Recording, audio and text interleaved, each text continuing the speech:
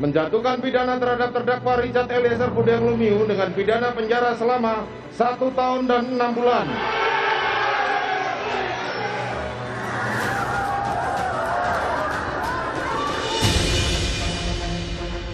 Palu telah diketuk. Richard diputuskan bersalah karena terbukti turut serta dalam melakukan pembunuhan berencana terhadap Yosua Huta Barat. Namun vonis itu jauh lebih ringan dari tuntutan jaksa, yaitu 12 tahun penjara. Hakim menyebut telah menerima peran Richard sebagai justice kolaborator. Menyatakan terdakwa Richard Eliezer Budiang Lumiu terbukti secara sah dan meyakinkan bersalah melakukan tindak pidana turut serta melakukan pembunuhan berencana.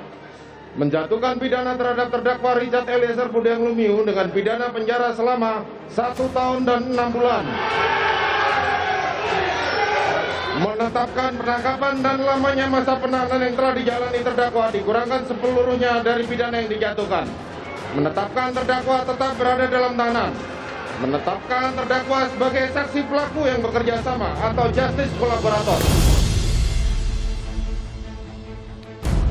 Tak hanya Icat, kedua orang tua Icat pun tak kuasa menahan tangis. Jauh dari Pengadilan Negeri Jakarta Selatan, air mata haru kedua orang tua Icat langsung pecah. Pidana penjara selama 1 tahun dan 6 bulan.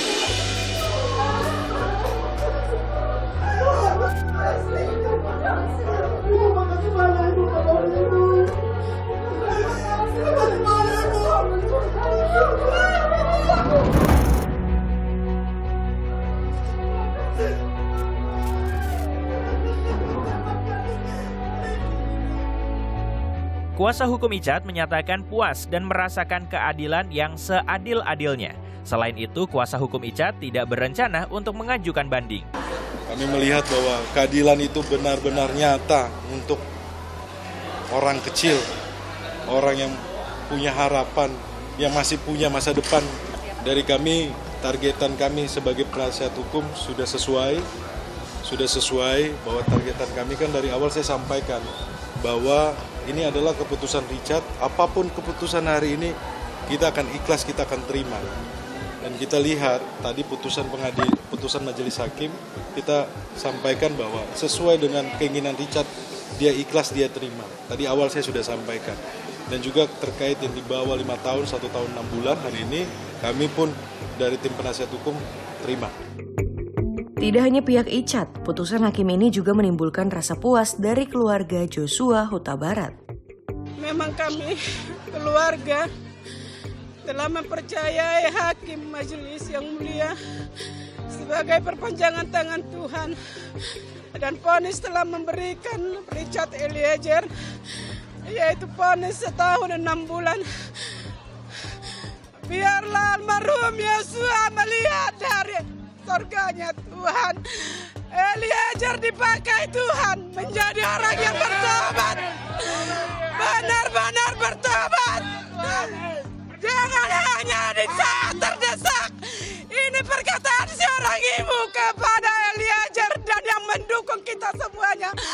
Eliezer, pakailah, Tuhan yang menghakimi, Tuhan yang melihat. Allah aku almarhum Yosua yang tidak bisa saya peluk lagi. Biarlah dia bersama Tuhan di sorga.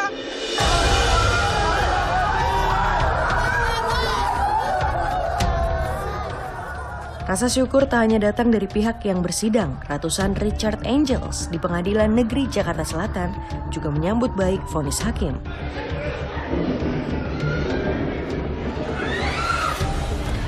Untuk mengamankan Icat, petugas LPSK bahkan bergerak cepat melindungi Icat begitu putusan selesai dibacakan. Euforia kepuasan atas vonis hakim juga dirasakan di luar ruang sidang. Icat bahkan harus mendapat pengawalan ekstra ketat untuk memecah lautan massa yang membludak di PN Jakarta Selatan.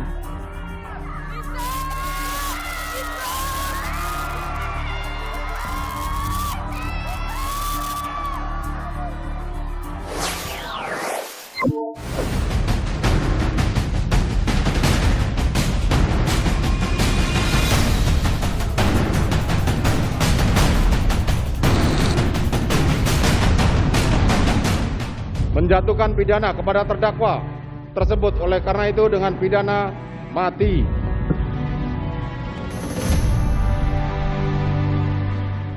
Sambo diputus bersalah setelah terbukti secara sah dan meyakinkan melakukan pembunuhan berencana terhadap Nofriansyah Yosua Huta Barat alias Brigadir Yosua. Vonis ini jauh lebih berat dari tuntutan jaksa yang menuntut Sambo dengan pidana penjara seumur hidup.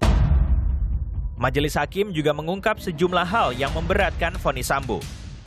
Di antaranya, pembunuhan dilakukan terhadap ajudannya yang mengabdi 3 tahun, upaya merusak TKP, upaya merekayasa dan menghilangkan barang bukti, abuse of power sebagai pejabat utama Polri, mencoreng citra Polri di mata internasional, menyebabkan puluhan anggota Polri ikut menanggung akibatnya, menyebabkan keresahan dan kegaduhan di masyarakat, serta berbelit-belit dan tidak mengakui perbuatannya. Hakim juga menyebut tidak adanya perbuatan Sambo yang bisa meringankan vonis mati tersebut. Mengadili, menyatakan terdakwa Ferdi Sambo SH SIK MH telah terbukti secara sah dan meyakinkan bersalah melakukan tindak pidana turut serta melakukan pembunuhan berencana dan tanpa hak melakukan tindakan yang berakibat sistem elektronik tidak bekerja sebagaimana mestinya yang dilakukan secara bersama-sama. Putusan yang dibacakan Hakim Ketua langsung disambut gemuruh pengunjung sidang. Melakukan pidana kepada terdakwa tersebut oleh karena itu dengan pidana mati.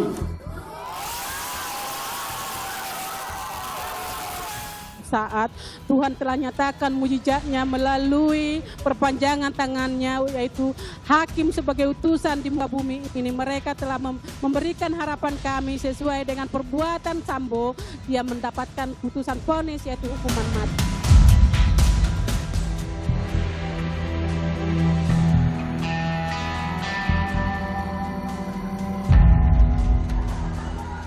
Penerapan vonis mati tersebut jadi perbincangan hangat lantaran ditandatanganinya KUHP baru oleh Presiden pada 2 Januari 2023. Ini berarti jika dalam waktu 3 tahun hukuman mati bagi Ferdi Sambo belum terlaksana, maka putusan Sambo akan mengikuti KUHP baru, di mana Sambo akan menjalankan masa percobaan 10 tahun, dan jika berkelakuan baik, vonis mati dapat berubah menjadi hukuman seumur hidup atau 20 tahun penjara.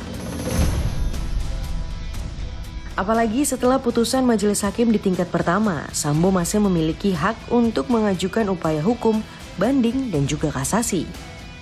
Bahkan jika dikhawatirkan ada kekeliruan hakim dalam menjatuhkan putusan dan ditemukan ada bukti baru, perkara masih bisa diperiksa di tingkat peninjauan kembali. Tentu saja ini menjadi peluang bagi Sambo untuk terlepas dari vonis mati. Itu terjadi perubahan undang-undang dalam proses hukum. Kalau ini kan tidak proses hukum lagi, besok 3 tahun yang akan datang. Nah, nanti itu bisa jadi debat baru, tapi itu tidak penting.